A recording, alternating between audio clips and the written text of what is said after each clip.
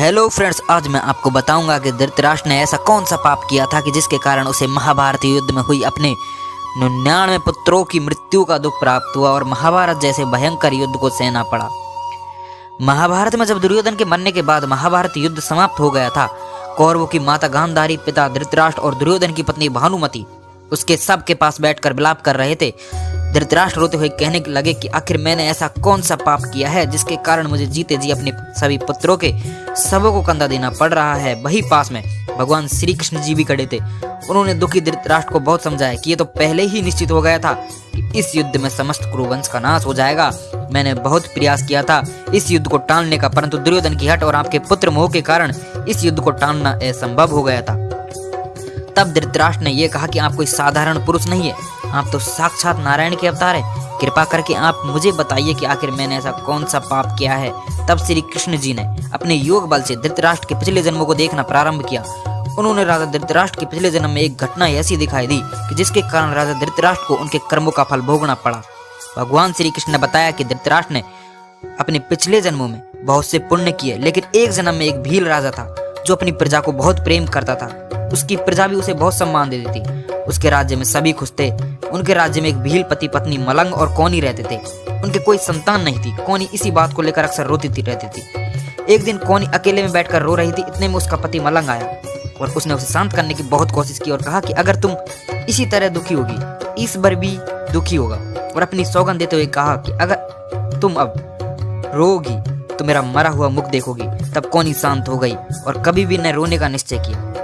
कुछ दिन बीत गए और एक दिन मलंग जब शिकार पर गया तब कौनी चावल बीनने में लग गई। थोड़ी देर बाद वहीं पर कुछ चिड़िया आ गई और चावल के दाने चुगने लगी। देखते देखते वहां बहुत सी चिड़िया आ गई। यह सब प्रतिदिन होने लगा। कौनी ने अपने पति से बोलकर उन सभी चिड़ियों के लिए घर बनवा दिया। अब वह सारी चिड़िया वही रहने लगी। कौनी उन सभी पक्षियों को अपने बच्चे की तरह मानने लगी थी। एक दिन मलंग जब शिकार पर गया, लेकिन दिन भर उसे कोई भी शिकार नहीं मिल पाया। फिर एक पेड़ पर कुछ पक्षी दिखे। वह उन पर अपने बाण से निशाना साधा। अचानक उसे उन पक्षियों के बीच उनकी पत्नी दिखाई दी और उससे गुस्से में कह रही थी कि जिसे मैं अपने बच्चे की तरह मानती हूँ, क्या तू उसे मारेगा? इतना सुनकर मलंग का मन परिवर्तित हो गया और उसने उसी समय निश्चय किया कि वह अब कभी भी किसी भी पशु पक्षी का शिकार नहीं करेगा। घर आकर उसने यह सारी बात अपनी पत्नी को बताई। उसकी पत्नी ने पूछा कि अब वह क्या करेगा, तो मलंग ने कहा कि अब मैं खेती करूंगा। कौनी बहुत खुश हुई। उसने मलंग से सोमनाथ बाबा के दर्शन की इच्छा प्रकट की। यह सुनकर मलंग भी तैयार हो गया, लेकिन उनके आगे एक समस्या थी कि वह दोनों उन सभी पक्षियों की यात्रा पर कैसे ले जा सकते हैं।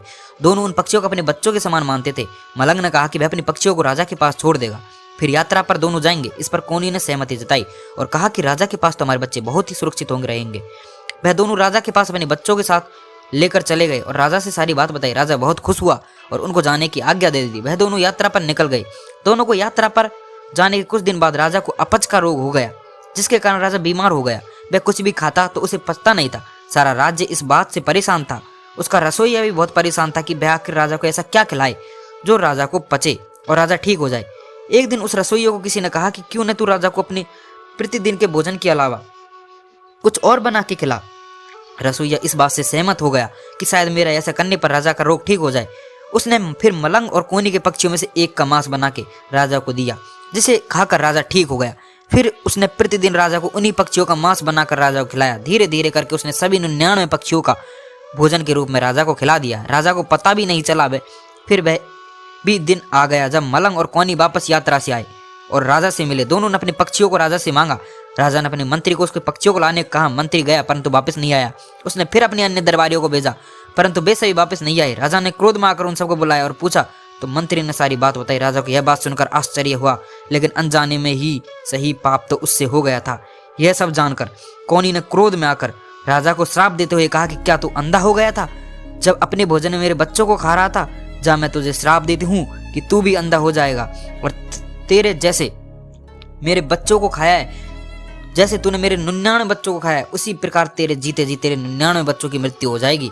इसी श्राप के कारण धृतराष्ट्र जन्म से अंधे हुए और उनको जीते जी अपने सभी 99 पुत्रों के शवों को उठाना पड़ा और कोनी और मलंग इस जन्म में पांडु और कुंती के रूप में जन्मे। तो आज के लिए इतना ही फ्रेंड्स। कैसी लगी आपको वीडियो? अगर आपको वीडियो पसंद आई हो तो प्लीज़ वीडियो को लाइक कर देना और चैनल को सब्सक्राइब कर लेना।